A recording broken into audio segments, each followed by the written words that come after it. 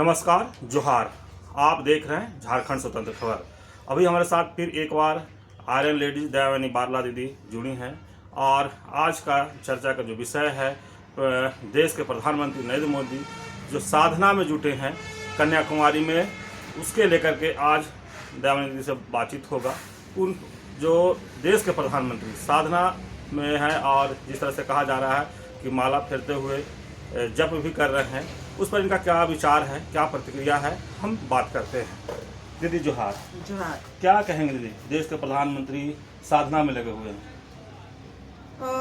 देश के प्रधानमंत्री अभी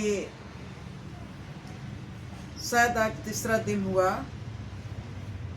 कन्याकुमारी के विवेकानंद रॉक मेमोरियल में ध्यान साधना में लगे हुए हैं।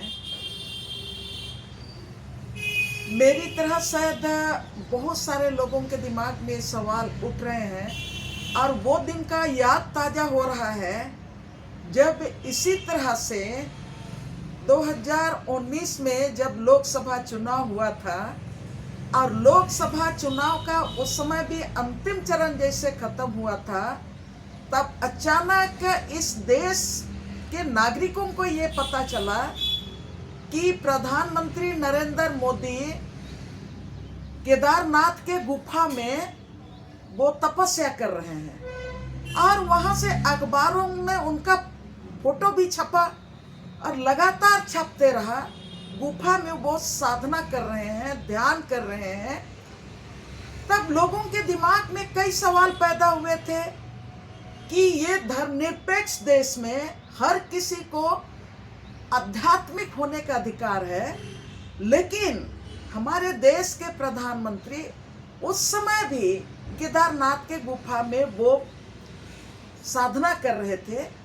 तब बस सबके दिमाग में आ रहा था कि देश हित में ये साधना, ये ध्यान और ये आध्यात्मिक जो वो गए हुए हैं गुफा में, केदारनाथ का गुफा में, वो देश के हित में होगा, देश का सुख के लिए और देश का विकास के लिए, देश में शांति व्यवस्था स्थापित करने के लिए और देश का मानवीय मूल्यों के साथ देश का देश को आगे बढ़ाने के लिए शायद वो तपस्या कर रहे हैं। ये उस समय भी लगा था, हम लोग को भी लगा था।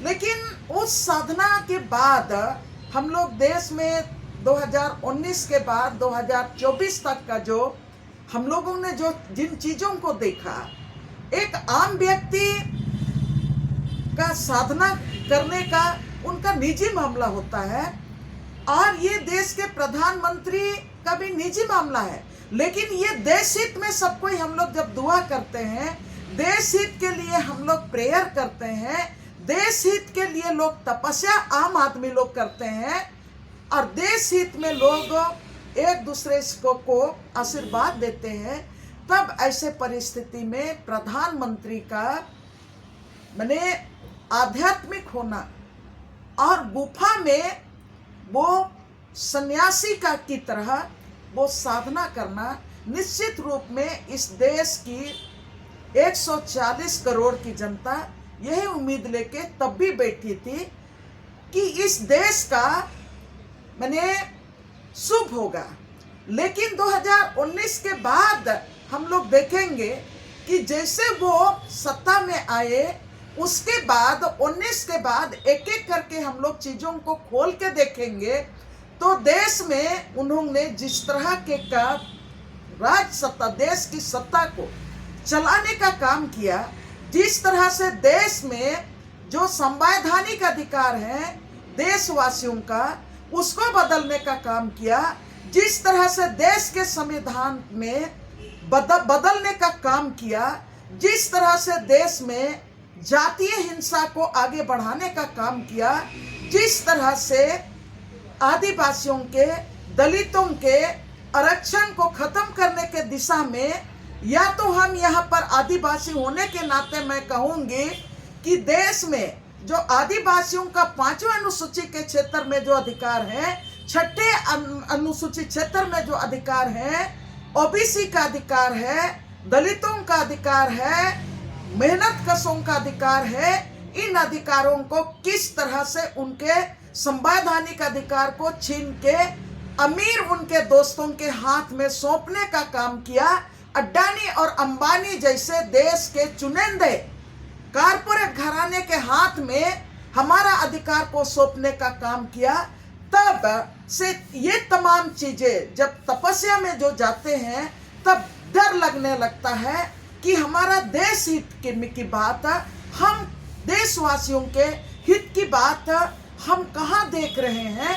मैं एक बात कहना चाहती हूँ, जो भी टीचर होता है, हर टीचर, हर माँ, हर गार्जियन अपने बच्चों को अच्छी ज्ञान देना चाहता है, अच्छे बुद्धि से, ज्ञान से लैस करना चाहता है और अपने परिवार को समृद्ध करना चाहता है। मैं एक चीज कहना चाहती हूँ, ठीक है, 19 में वो गए केदारनाथ के गुफा में, जीत के आए। उसके बाद संयोग ऐसा रहा कि कोरोना काल आया और कोरोना काल में जो हम लोगों ने देखा, 20 को भी हम लोगों ने झेला और 21 को भी हम लोगों ने झेला।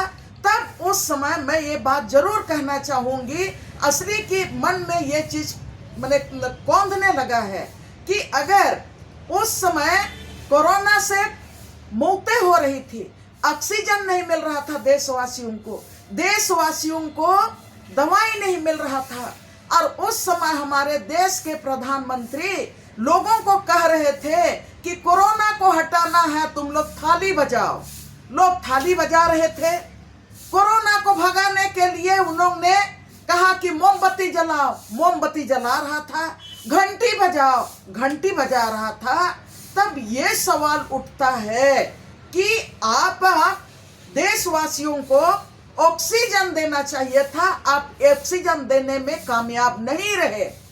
आपको दवाई देना था, दवाई देने में आप कामयाब नहीं रहे, और आप देशवासियों को कोरोना भगाने के लिए घंटी बजवा रहे हैं, थाली बजवा रहे हैं, मोमबत्ती जलवा रहे हैं। मैंने देश के लोगों को आप अपनी जो असक्षमता थी उसे आप डाइवर्ट कर रहे हैं। तो मैं ये बात इसलिए कहना चाह रही हूँ कि आप अपने अगर आप जिस तरह से देश के लिए, आप देश का प्रधानमंत्री हैं, गार्जियन हैं, और आप एक साधु संत की तरह आप आत्मसात करते हैं, तो हम लोगों को लगता है कि आप देश के लिए आत्मसात कर रहे हैं, देश के अच्छा भविष्य के लिए कर रहे हैं। लेकिन ये कोरोना के समय जो हम लोगों ने देखा, उसके बाद हम लोगों ने देखा कि आपने नोटबंदी भी लेके आया, और उसके बाद आपने जीएसटी भी लगाया, और जीएसटी और नोटबंदी से यहाँ देश के छोटे बिजनेस क्लास के लोगों का बिजनेस ठप हो गया,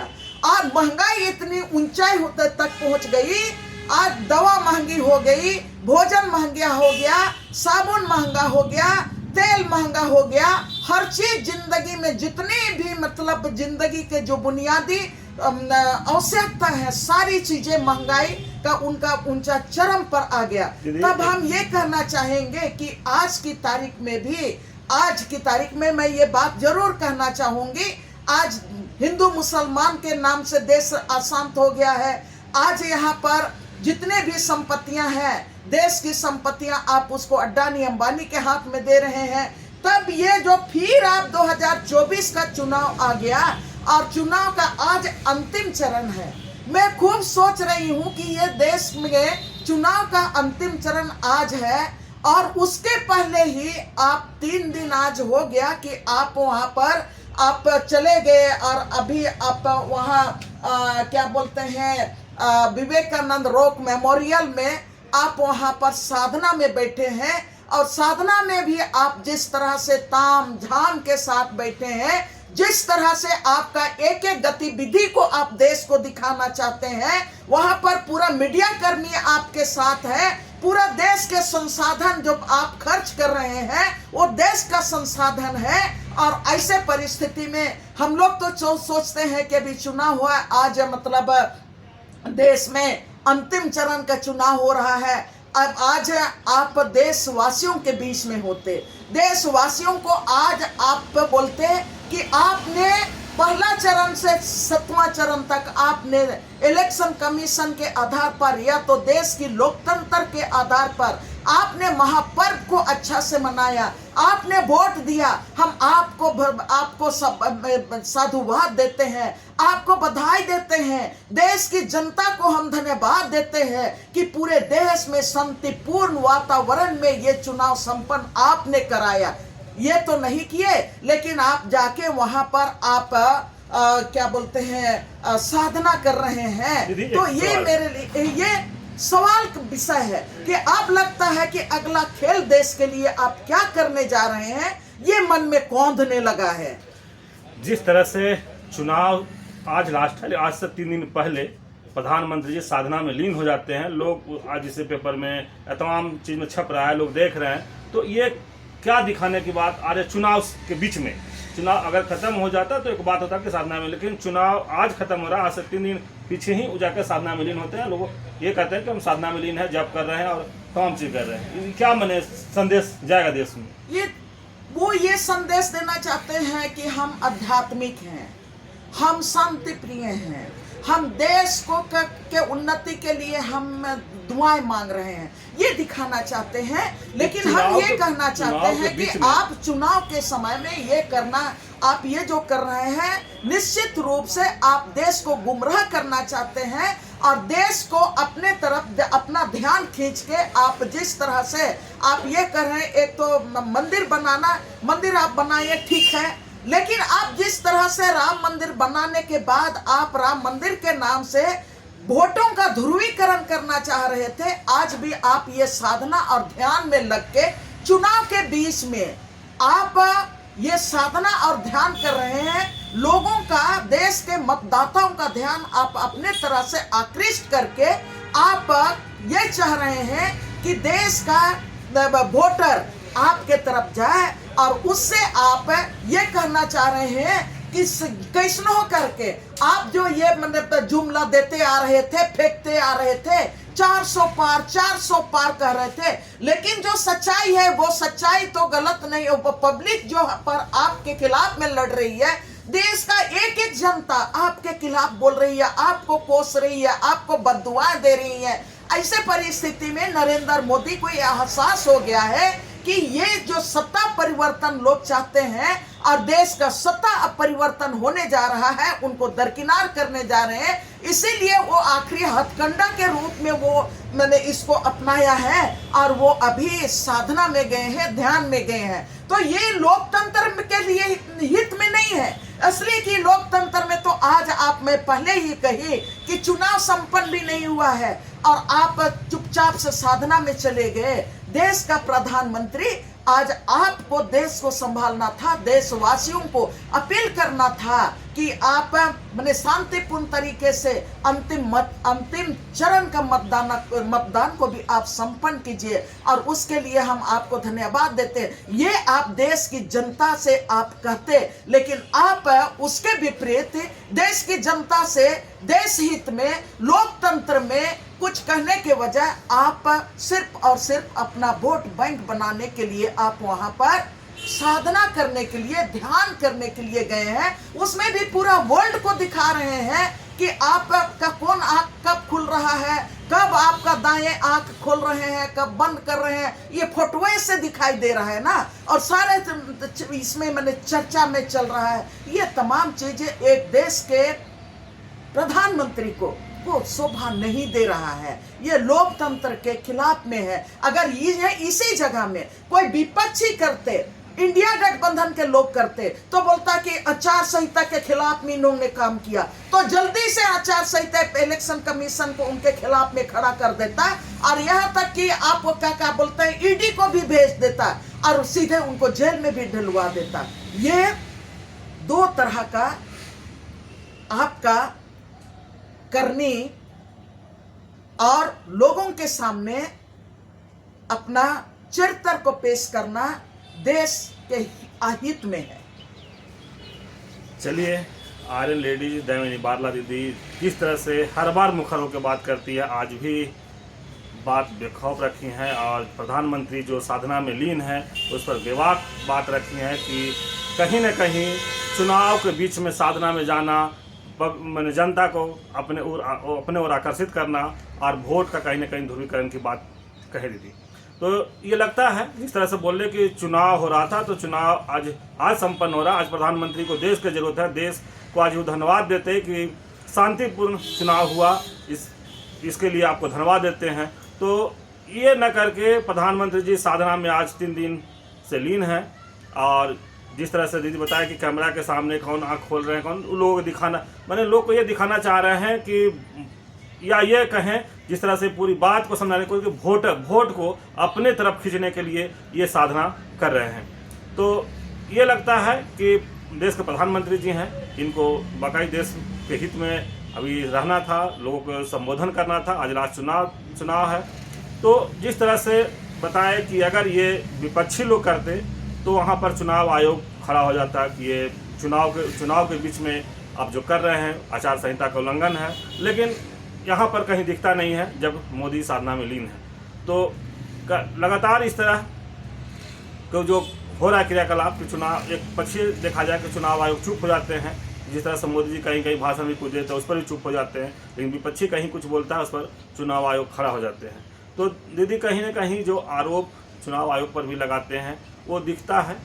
तो कहने का मतलब है कि इसी तरह की खबर को देखने के लिए आपको फिर हम दयानिधि से बात करवाएंगे, लेकिन अभी तक यहीं अंत करते हैं। और इसी तरह खबर को देखने के लिए आप झारखंड स्वतंत्र खबर से जुड़े रहिए। जोहार, नमस्कार।